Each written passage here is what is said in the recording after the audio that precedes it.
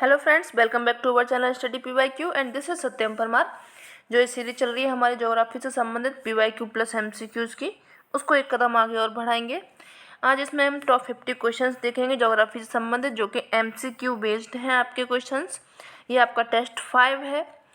बाकी के 4 lecture test से संबंधित आपके हो चुके हैं, वो आप चैनल पर जा के देख सकते हैं। और भी PYQs के सेशन हमने लिए हैं, वो भी आप चैनल पर जा के देख सकते हैं। सभी वीडियोज आपको प्लेलिस्ट में जाके मिल जाएंगी। अगर अभी तक आपने चैनल को सब्सक्राइब नहीं किया तो आप सब्सक्राइब कर लें, और सेशन अच्छा लगे तो उसको लाइक भी करें। अगर आपको एप्लीकेशन डाउनलोड करना है तो GS बाय दिवाकर सर नाम से आप सर्च करेंगे प्ले स्टोर पर जा के, तो वहाँ से आपको ये एप्लीकेशन मिल जाएगी। आप इसको डाउनलोड कर लें, लॉगिन कर लें। लॉगिन करने के बाद में आपको कोर्स एंड बैचेज आसानी से मिल जाएंगे। ठीक है, चलिए शुरू करते हैं आज का सेशन बिना देरी किए हुए। फर्स्ट क्वेश्चन देखते हैं आज का। इसमें देख लेते हैं, थोड़ा सा बड़ा कर लेते हैं जिससे कि आपको आसानी से दिख जाए। ठीक है, अगर सेशन अच्छा लगे तो आप लाइक ज़रूर करना। भारत में आर्थिक सुधारों का प्रारंभ किस वर्ष में हुआ था? भारत में जो आर्थिक सुधारों का प्रारंभ हुआ था वो हुआ था 1991 से। यहाँ पे बी ऑप्शन सही हो जाएगा। इसमें क्या हुआ था, 24 जुलाई 1991 में भारत में क्या आया था?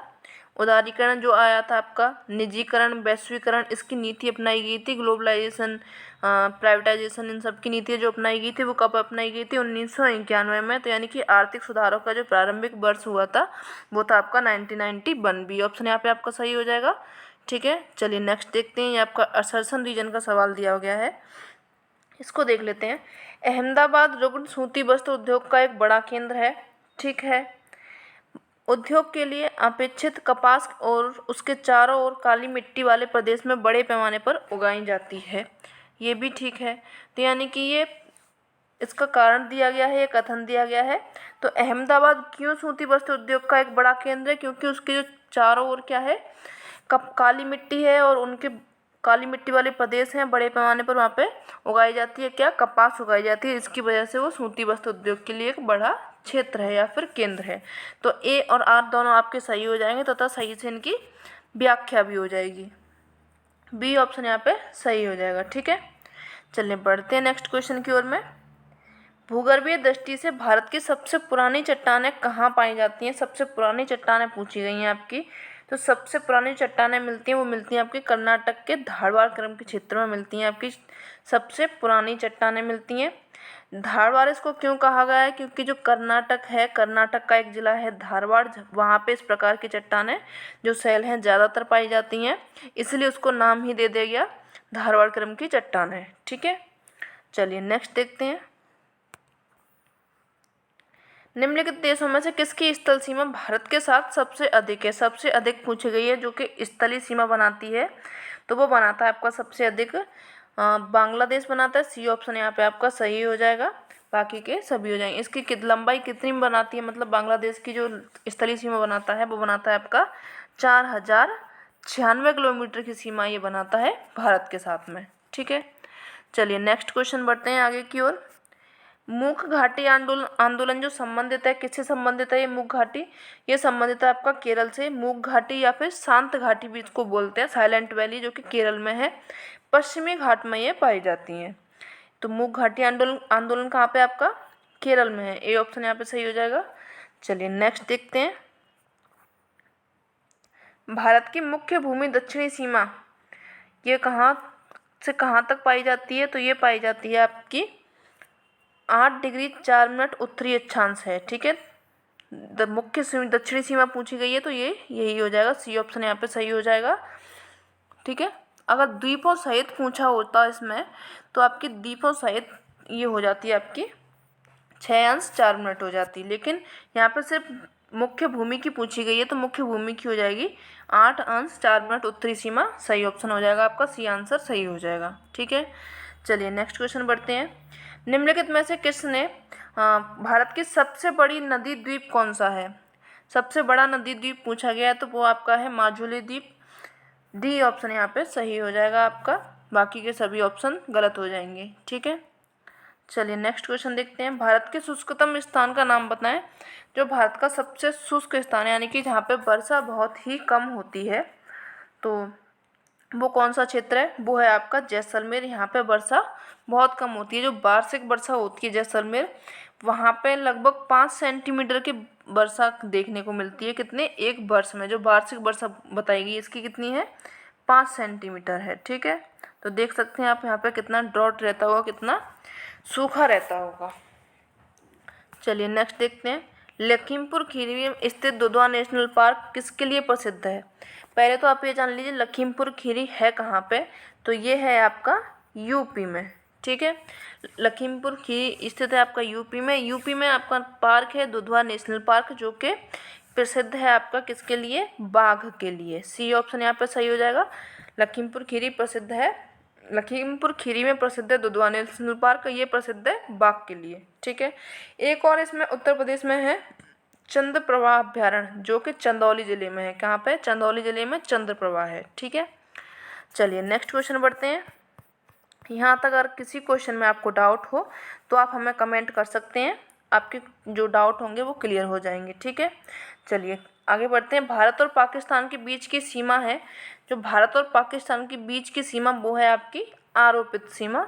सी ऑप्शन सही हो जाएगा। ठीक है, आरोपित या फिर इसको कहीं कहीं पर इसका नाम अध्यारोपित भी लिखा हुआ आता है।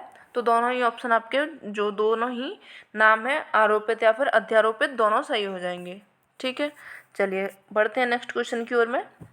एक फ्रांसीसी वास्तुकार ली कार्बूजियर ने कौन सा शहर डिजाइन किया था? तो ली कार्बूजियर ने डिजाइन किया था वो था आपका चंडीगढ़ शहर। कौन सा था ये? चंडीगढ़ शहर था। बी ऑप्शन सही हो जाएगा। नेक्स्ट देखते हैं, एक मिनट स्क्रॉल कर ले। पाक जलडमरूबंद भारत से ये किसको अलग करता है, ये पूछा गया है इसमें। तो ये करता है आपका पाक जलडमरूबंद करता है श्रीलंका को। किसको करता है? भारत से श्रीलंका को अलग करता है। डी ऑप्शन यहाँ पे सही हो जाएगा। ठीक है, नेक्स्ट देखते हैं। सबसे लंबी समुद्र तटीय रेखा निम्न राज्य में किसके साथ है? सबसे लंबी है, ये है आपकी गुजरात की। डी ऑप्शन सही हो जाएगा। तटीय रेखा कोस्टल लाइन पूछी गई है इसमें, तो गुजरात की सबसे ज़्यादा है पूरे भारत में। डी ऑप्शन यहाँ का सही हो जाएगा। भारत में अपनाई गई मानक मध्याह्न जो मेरिडियन है वो कितनी है? वो है आपकी 82.5 डिग्री पूरब है, ना कि पश्चिम। ठीक है, ए ऑप्शन यहाँ पे आपका फिर से सही हो जाएगा।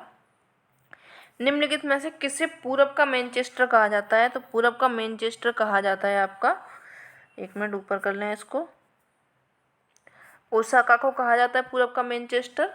डी ऑप्शन यहाँ पे सही हो जाएगा। ये कहाँ का शहर है ओसाका? ओसाका शहर है आपका जापान का। कहाँ का है ये? जापान का शहर है ओसाका। ओसाका प्रसिद्ध है, इसको बोला जाता है पूरब का मैनचेस्टर। ठीक है, यहाँ पर क्या है? सूती वस्त्र की यहाँ पे अधिकता देखने को मिलती है, यानी कि सूती वस्त्र में ये प्रधान है। जैसे कि अपना अहमदाबाद है, ऐसे ही ये ओसाका है। ठीक है, डी ऑप्शन सही हो जाएगा। नेक्स्ट देखते हैं, एक मिनट। ऑपरेशन फ्लड किससे संबंधित था?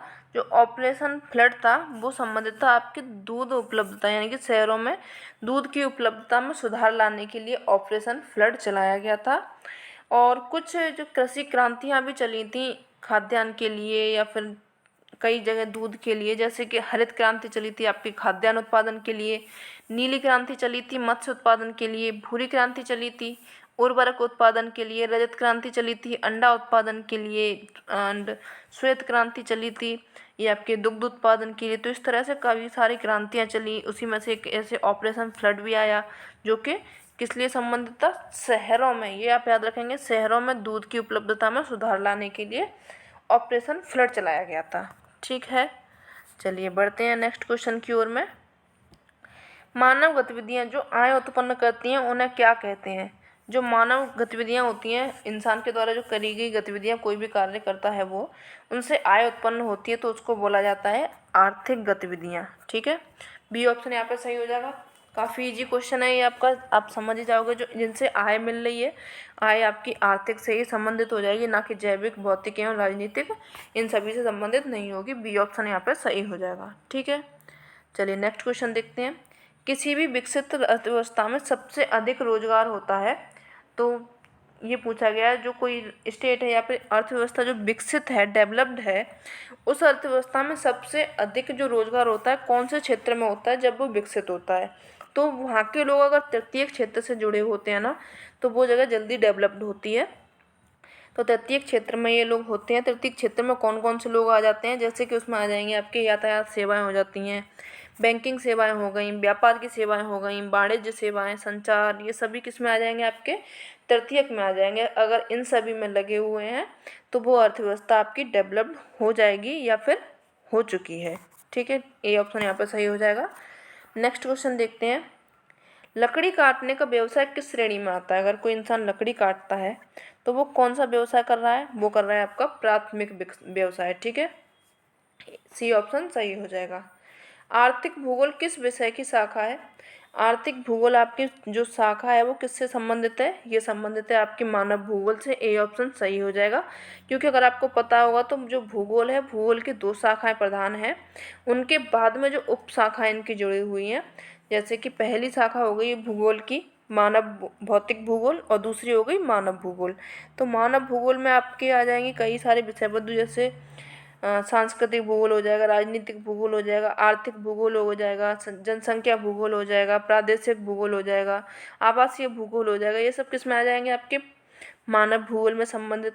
और अगर इसमें भौतिक भूगोल में आओगे तो भौतिक भूगोल में आपके आ जाएंगे क्लाइमेटोलॉजी आ गई, ओशियनोग्राफी आ गई, जियोमॉर्फोलॉजी आ गई, कई सारे विषय नहीं सॉरी, इनके पार्ट ज्योग्राफी के वो भौतिक भूगोल में आ जाएंगे। ठीक है, तो ये आर्थिक भूगोल की शाखा पूछी गई थी, ये संबंधित है मानव भूगोल से। ए ऑप्शन यहाँ पे सही हो जाएगा। नेक्स्ट क्वेश्चन की तरफ बढ़ते हैं, विश्व की सबसे बड़ी खाड़ी गल्फ कौन सी है। विश्व की खाड़ी, पहले तो ये जान लेते हैं खाड़ी होती क्या है। इसमें क्या होता है, 3 ओर तो स्थल होता है, यानी कि 3 ओर तो स्थल भाग होता है, और एक तरफ में इसका होता है पानी, यानी कि जल से घिरा होता है समुद्र से, उसको बोलते हैं हम खाड़ी। तो इसमें विश्व की सबसे बड़ी खाड़ी पूछी गई है, तो वो है आपकी मैक्सिको की खाड़ी। ए ऑप्शन सही हो जाएगा। ठीक है, नेक्स्ट क्वेश्चन की ओर बढ़ते हैं। यहाँ तक कोई दिक्कत डाउट अगर हो तो आप कमेंट कर दें। निम्नलिखित में से किस लेखक ने अंतरिक्ष अर्थव्यवस्था में आइसोडापिन्स की संकल्पना की शुरुआत की थी। तो ये की थी आपके अल्फ्रेड वेबर ने। डी ऑप्शन सही हो जाएगा, अल्फ्रेड वेबर ने आइसोडापिन की संकल्पना का ये शुरुआत की थी। ठीक है, इन्होंने जो सिद्धांत दिया था औद्योगिक अवस्थिति सिद्धांत, उसमें इन्होंने आइसोडापिन्स बताया था, इसके बारे में बताया था। इंडस्ट्री से संबंधित इन्होंने अपना सिद्धांत दिया था, थ्योरी ऑफ इंडस्ट्री दिया था, अल्फ्रेड वेबर की ही है ये। ठीक है, चलिए नेक्स्ट देखते हैं। और आइसोडापिन होते क्या है, जो न्यूनतम परिवहन लागत पर ये आधारित होती है, जो समान कुल लागत होती हैं उन बिंदुओं को पथ पर जोड़ता है, यानी कि जो समान लागत होती हैं उनको एक साथ जोड़ता है, उसको बोला जाता है आइसोडापिन। ठीक है, चलिए नेक्स्ट क्वेश्चन देखते हैं। विकास की अवधारणा के संबंध में निम्नलिखित में से कौन सा कथन सही पूछा गया है। विकास की अवधारणा कहाँ पे होगी, तो ये इनसे संबंधित जो कथन है आपका, विकास एक असतत प्रक्रिया है, यानी कि विकास अब हो गया फिर नहीं होगा आगे चल के, ऐसा है, ऐसा नहीं है। विकास एकल आयामी है, क्या विकास में सिर्फ एक ही आयाम है, उसमें सिर्फ एक ही दिशा में चलेगा, दूसरी दिशा में वो हो नहीं सकता है, तो ये भी गलत है। विकास का अभिप्राय परिवर्तन के साथ में वृद्धि है, तो ये आपका सही हो जाएगा, सी ऑप्शन सही हो जाएगा। ठीक है, नेक्स्ट क्वेश्चन देखते हैं। पेरिस निम्न में से किस नदी के तट पर स्थित है। तो ये स्थित है आपका सीन नदी में, बी ऑप्शन यहाँ पे सही हो जाएगा। पेरिस जो स्थित है आपका सीन नदी के किनारे स्थित है। किस जनगणना वर्ष में भारत में जनसंख्या वृद्धि ऋणात्मक हुई थी। तो ये आपकी वृद्धि ऋणात्मक हुई थी 1921 में। ठीक है, महान विभाजक भी इसको बोला जाता है, सी ऑप्शन सही हो जाएगा। नेक्स्ट क्वेश्चन देखते हैं।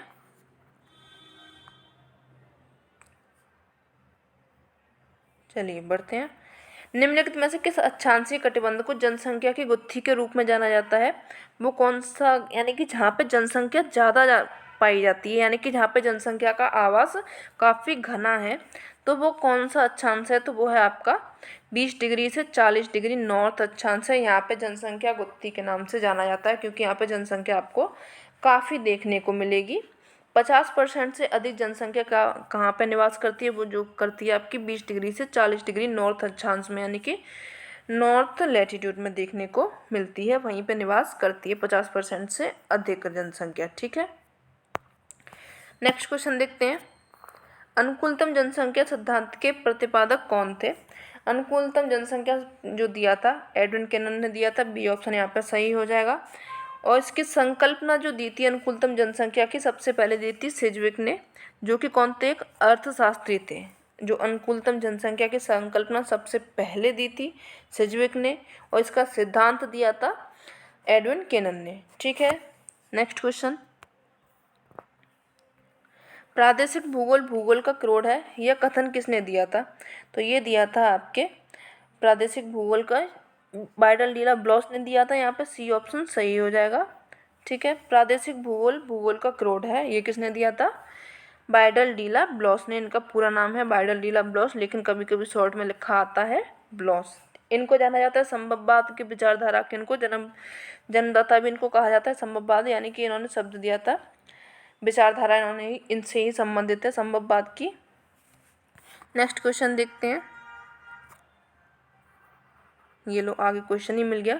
निम्नलिखित में से किसने भूगोल में संभववाद की संकल्पना को प्रतिपादित किया था? ये किया था आपके बाइडल डीला ब्लॉस ने। डी ऑप्शन सही हो जाएगा आपका। ठीक है, नेक्स्ट देखते हैं। इनकी बुक भी लिखी गई थी, बुक या फिर इनकी कृतियाँ समझ लीजिए।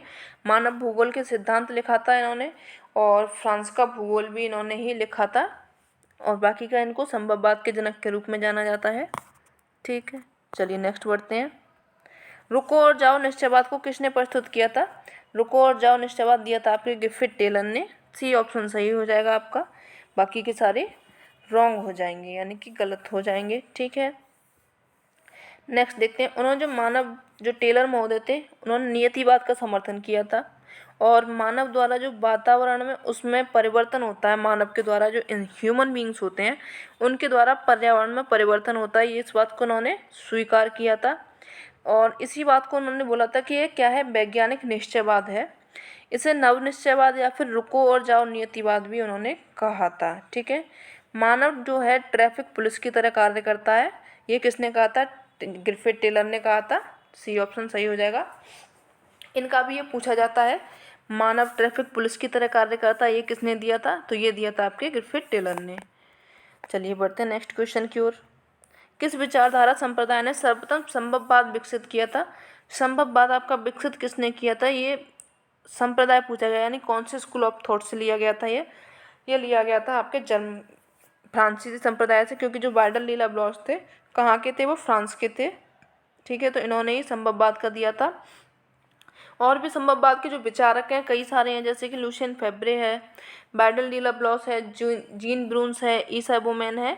ये सब किससे संबंधित है? आपके संभववाद से संबंधित हैं।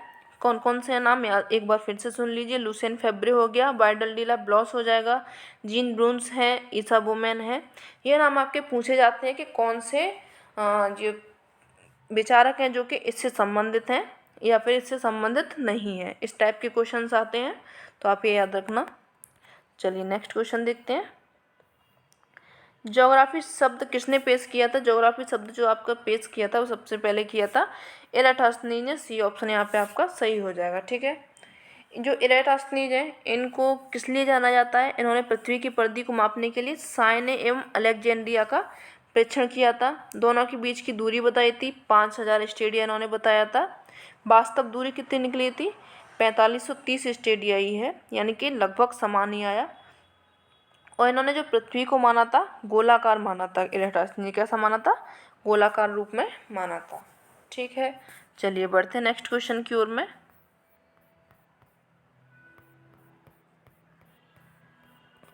यहाँ तक अगर आपको कोई भी प्रॉब्लम हो तो आप हमें कमेंट कर सकते हैं। निम्नलिखित में से कौन से भूगोलवेत्ता भूगोल के सामान्य अथवा सार्वभौमिक तथा विशेष अथवा विशिष्ट के रूप में द्विशाखन के प्रतिपादक थे? किसके थे ये? कौन से भूगोलवेत्ता जो भूगोल के सामान्य अथवा यानी सार्वभौमिक, विशेष या फिर विशिष्ट रूप में द्विशाखन के प्रतिपादक थे? तो वो थे, यानी कि इन्होंने टेक्टोनॉमी का विकास किया था। वो कौन थे आपके? वो थे आपके बर्नार्ड बारेनियस। बी ऑप्शन यहाँ पे आपका सही हो जाएगा। इन्होंने आपका क्रमबद्ध तथा ऐसे एक भूगोल दिया था, 2 भूगोल थे। इन्होंने क्रमबद्ध भूगोल का जनक भी इनको बोला जाता है। एक बार इनको डिक्टोनॉमी या फिर द्विशाखन का प्रतिपादक भी इनको जाना जाता है। बोरेनियस को बी ऑप्शन यहाँ पे सही हो जाएगा। ठीक है, नेक्स्ट देखते हैं, निम्नलिखित स्थानों में से कौन दक्षिण का चेरापूंजी के नाम से जाना जाता है। दक्षिण का चेरापूंजी जो कहा जाता है वो कहा जाता है अगुम्बे को। सी ऑप्शन यहाँ पे सही हो जाएगा। ये कहाँ पे है अगुम्बे आपका? ये कर्नाटक में है। कर्नाटक का राज्य है आपका शिमोगा। शिमोगा में भी ये 2725 फीट की ऊंचाई पर स्थित एक जगह है अगुम्बे। यहाँ पे क्या है, साल भर में भारी बारिश, यानी कि दक्षिण में सबसे ज़्यादा बारिश होती है वो यहाँ पे होती है। इसीलिए इस स्थान को चेरापूंजी, दक्षिण का चेरापूंजी कहा जाता है। चेरापूंजी नाम इसको क्यों कहा जाता है? क्योंकि जो चेरापूंजी है भारत के पूर्वी राज्य में है, मेघालय का एक शहर है। यहाँ पे क्या है, साल भर में बारिश बहुत ज़्यादा होती है। इसी और जो चेरापूंजी है उसका अभी फ़िलहाल में नाम बदल दिया गया है। इसका नाम है सोहरा। क्या नाम है इसका? सोहरा। तो आप कंफ्यूज मत होना कभी, ये नाम अगर बाई चांस आपको देखने को मिल जाए, अभी तक तो नहीं मिला है लेकिन अगर मिल जाए तो आप लगा देंगे इसको टिक आराम से। ठीक है, तो ये चेरापूंजी का नाम हो गया सोहरा। जो वहाँ के लोग हैं, स्थानीय लोग, इसी नाम से जानते हैं। सोहरा में क्या होता है, भारी बारिश तो होती है, यानी कि उत्तर भारत में सबसे ज़्यादा बारिश होती है वो चेरापूंजी में होती है, मौसिन राम में भी होती है। तो इसीलिए आपको दक्षिण का चेरापूंजी कहा जाता है अगुम्बे को। सी ऑप्शन सही हो जाएगा। ठीक है, चलिए नेक्स्ट क्वेश्चन देखते हैं, निम्नलिखित में से किसने छायापुंज संसाधन की संकल्पना का सूत्रपात किया था? छायापुंज की जो संकल्पना दी थी वो दी थी आपके जी जिम्मरमैन ने। डी ऑप्शन सही हो जाएगा। ठीक है, चलिए नेक्स्ट क्वेश्चन देखते हैं, ये आपके लेखक दिए गए हैं, उनकी बुक्स दी गई हैं, किसने कौन सी बुक्स लिखी थी देख लेते हैं किसने कौन सी लिखी थी। स्ट्रैबो ने आपकी लिखी थी ज्योग्राफी, बारेनियस ने लिखी थी ज्योग्राफिया जर्नलिस्ट, टोलेमी ने लिखी थी ज्योग्राफिया, और रेडजेल ने लिखी थी एंथ्रोपोजियोग्राफी। ए का हो जाएगा आपका फोर्थ, बी का हो जाएगा थर्ड, सी का हो जाएगा सेकंड, और डी का हो जाएगा फर्स्ट। यहाँ पे आपका ऑप्शन सही हो जाएगा। सी ऑप्शन सही से सुमेलित है, बाकी के सारे रॉन्ग हैं। ठीक है, नेक्स्ट क्वेश्चन देखते हैं, अर्धकुंडे के लेखक कौन है? अर्धकुंडे लिखा था आपके कार्ल रेटर ने। सी ऑप्शन यहाँ पे सही हो जाएगा। जो रेटर थे वो कैसे थे? ईश्वरवादी और उद्देश्यवादी विचारक थे। इनका अर्थ है जो पृथ्वी का विज्ञान इन्होंने लिखा था अर्धकुंडे ने, अर्धकुंडे में लिखा था रेडजेल ने, पृथ्वी के विज्ञान को लिखा था। 14 खंड हैं इसके। 14 खंड किस पर अब ये इनमें लिखा गया है, किसके ऊपर? अफ्रीका एवं एशिया का इन्होंने वर्णन किया है अपनी इस पुस्तक में। ठीक है, चलिए नेक्स्ट क्वेश्चन देखते हैं, राज्य का जैविक सिद्धांत किस विद्वान द्वारा प्रतिपादित किया गया था? जो राज्य का जैविक सिद्धांत दिया था वो दिया था आपके रेडजेल महोदय ने। रेडजेल महोदय, डी ऑप्शन यहाँ पे आपका सही हो जाएगा। इन्होंने बुक भी लिखी थी, मानव भूगोल लिखा था, वॉल्कर कुंडे लिखा था, बुक है इनकी, पृथ्वी का जीवन लिखा था एवं राजनीतिक भूगोल, ये सब रेडजेल की पुस्तक है। याद रखना, काफ़ी सारी 2 बुक है इनकी, काफ़ी फेमस है, वॉल्कर कुंडे और राजनीतिक भूगोल। ये पूछी जाती है एग्जाम में अक्सर करके, तो आप इन्हें याद रखना। नेक्स्ट क्वेश्चन देखते हैं, चरनोजम मिट्टी मुख्यतः पाई जाती है। चरनोजम मिट्टी कहाँ पे पाई जाती है?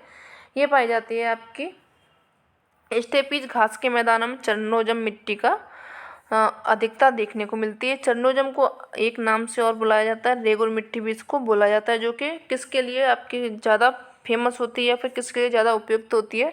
तो ये उपयुक्त होती है आपके कपास की खेती के लिए काफ़ी उपयुक्त होती है। इस मिट्टी को क्या बोला जाता है? स्वतः जुताई वाली मिट्टी भी इसको कहा जाता है। ठीक है, चलिए नेक्स्ट क्वेश्चन देखते हैं, केरल में कौन सा वन्यजीव अभ्यारण्य है जो कि हाथियों के लिए जाना जाता है? हाथियों के लिए जो जाना जाता है वो है आपका पेरियार वन्यजीव अभ्यारण्य, केरल का है ये, हाथियों के लिए फेमस है। ठीक है, चलिए नेक्स्ट क्वेश्चन की ओर बढ़ते हैं, ब्रटलैंड आयोग की रिपोर्ट आवर कॉमन फ्यूचर में विश्लेषण किया गया है। क्या किया गया है इसमें? इसमें पर्यावरण विकास के अंतर संबंध का पर्यवेक्षण इसमें किया गया है या फिर विश्लेषण किया गया है। डी ऑप्शन सही हो जाएगा। ठीक है, हमारा साझा भविष्य इसको बोला जाता है या फिर ब्रटलैंड आयोग रिपोर्ट इसको बोला जाता है। ये कब आई थी आपकी? 1987 में। कब आई थी? 1987 में। इसको संयुक्त राष्ट्र के जो ब्रटलैंड आयोग द्वारा जारी किया गया था। पर्यावरण के सतत व टिकाऊ विकास पर इसका जोर दिया गया था, यानी कि पर्यावरण को कैसा होना चाहिए, अच्छा सतत विकास होना चाहिए, इसके लिए जोर दिया गया था और इसमें ही रिपोर्ट की गई थी आवर कॉमन फ्यूचर से संबंधित। नेक्स्ट क्वेश्चन देखते हैं।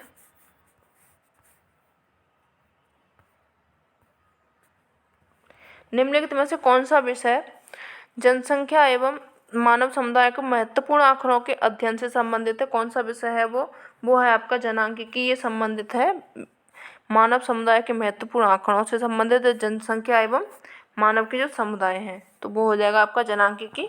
सी ऑप्शन सही हो जाएगा, बाकी के सभी रॉन्ग हो जाएंगे। नेक्स्ट क्वेश्चन देख लेते हैं। मॉन्ट्रियल प्रोटोकॉल पूर्व लेख का संबंध क्या है? मॉन्ट्रियल प्रोटोकॉल इसका संबंध है ओजोन निशोषण से संबंधित है। बी ऑप्शन यहाँ पे सही हो जाएगा। मॉन्ट्रियल प्रोटोकॉल आया कब था? 16 सितंबर 1987 को आया था। ये मॉन्ट्रियल में एक समझौता हुआ था, मॉन्ट्रियल जगह का नाम है, इसीलिए इसको वहाँ बोला जाता है मॉन्ट्रियल प्रोटोकॉल, इसको नाम दिया गया था।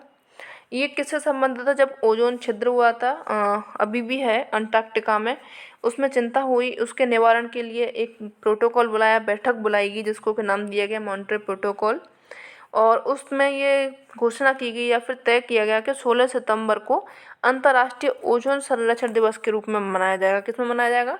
अंतर्राष्ट्रीय ओजोन संरक्षण दिवस है, वो कब मनाया जाता है? 16 सितंबर को। ये कब तय किया गया था? 1987 में जो मॉन्ट्रियल प्रोटोकॉल हुआ था उसमें ये तय किया गया था। साथ ही साथ इसमें ये भी तय किया गया था कि जो भी गैसें हैं या फिर पदार्थ हैं ओजोन को विनाश कर रहे हैं, जैसे कि आपका CFC हो गया, क्लोरोफ्लोरोकार्बन, ये आपका ओजोन को विनाश करने में काफ़ी ज़्यादा इसका हाथ है, तो इनके उत्पादन में उपयोग को सीमित किया जाए।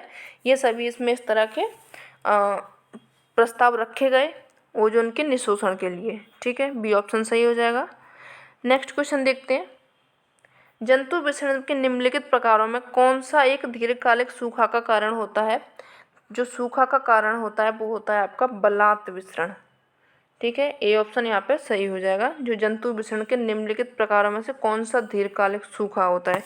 बलात् विसरण में आपका सभी आ जाते हैं, जैसे कि आ जाएगा काफ़ी टाइम से वहाँ पे प्रलयकारी घटनाएं हो रही हैं, जो अचानक और जल्दी होती हैं वो जो घटनाएं। दीर्घकालिक सूखा, इसमें प्रचंड बाढ़ आ जाएगी, वनाग्नि यानी कि वनों में जो आग लग जाती है, ज्वालामुखी उद्भेदन हो गया, जो जंतुओं के अस्तित्व के लिए क्या होती है, काफ़ी गमनकारी होती हैं, इन्हीं को नाम दिया जाता है आपका बलात् विसरण। तो ये दीर्घकालिक सूखा का कारण क्या है? बलात् विसरण। ए ऑप्शन यहाँ पे सही हो जाएगा। ठीक है, चलिए नेक्स्ट देखते हैं। कीटभक्षी पौधे जिस मृदा में उगते हैं उसमें अल्पता होती है। इनमें काय की अल्पता होती है, ये पूछा गया है, तो इसमें अल्पता होती है आपके नाइट्रोजन की। ए ऑप्शन सही हो जाएगा। ठीक है, नेक्स्ट क्वेश्चन देखते हैं। निम्नलिखित में से किस स्थान पर क्योटो प्रोटोकॉल में संशोधन स्वीकार किए गए थे? कौन सा स्थान है जहाँ पर क्योटो प्रोटोकॉल में जो संशोधन हुआ था उसको स्वीकार किया गया था? वो हुआ था आपका सी ऑप्शन, दोहा में हुआ था। सी सही हो जाएगा इसका। ये कब हुआ था? जापान का क्योटो शहर में 11 दिसंबर 1997 में हुआ था। UNFCCC के तीसरे सम्मेलन को बोला गया था क्योटो प्रोटोकॉल। क्या बोला गया था? क्योटो प्रोटोकॉल जो कब हुआ था? 1997 में। UNF जो CC है इसके जो तीसरा सम्मेलन हुआ था, इसके तहत जो संधि में शामिल कितने देश थे? 37 देश थे, जो कि कैसे थे? विकसित थे, विकासशील नहीं थे, विकसित थे। ये याद रखना आप, ये इसी क्वेश्चन में कंफ्यूज कर देता है, विकसित या फिर विकासशील। तो ये कैसे देश थे? 37 विकसित देश थे। इन्होंने क्या हुआ, सामूहिक जो ऐप से ग्रीन हाउस गैसों के उत्सर्जन को 1990 के स्तर पर लाने के, यानी कि जो ग्रीन हाउस गैस 1990 में उस तरह से ग्रीन हाउस गैस का ह्रास हो रहा था या फिर उनका चल रही थी गैसें, उसी स्तर पर लाना था। और 2008 से 2012 तक 5.2 कटौती करने का प्रावधान इसमें रखा गया था, जो कि सफल नहीं हुआ था। ठीक है, नेक्स्ट क्वेश्चन देखते हैं।